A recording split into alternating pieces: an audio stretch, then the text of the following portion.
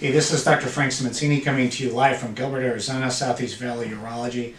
We're going to talk about treatments for BPH and how they've evolved over the last 30 years or so.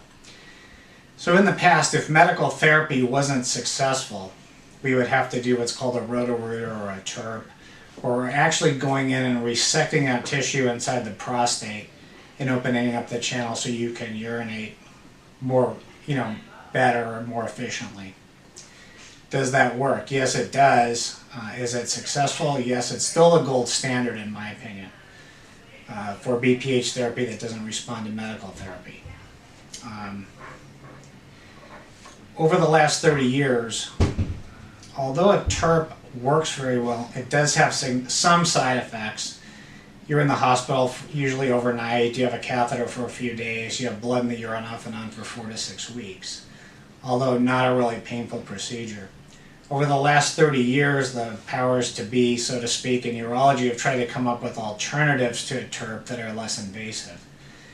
So most of these treatments have involved a laser or some type of treatment where we're actually vaporizing tissue. So what do we know about that? Well, we know that if you can heat the tissue up to 45 degrees centigrade, that's going to vaporize and destroy tissue.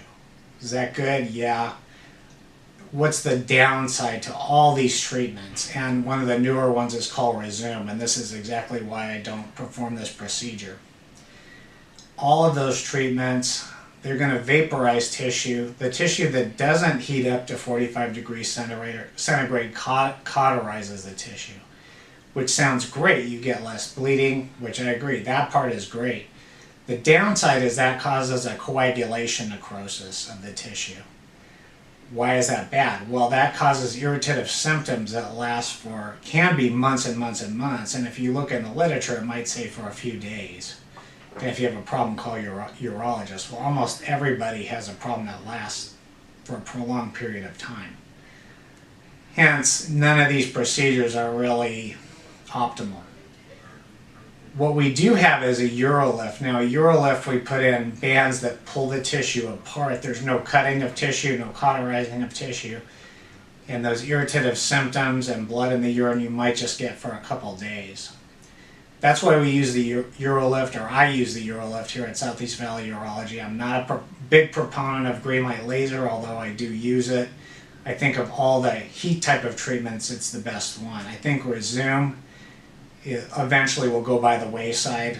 It causes way too many irritative symptoms, as does the green light laser for that matter, but sometimes it is the best procedure for a patient.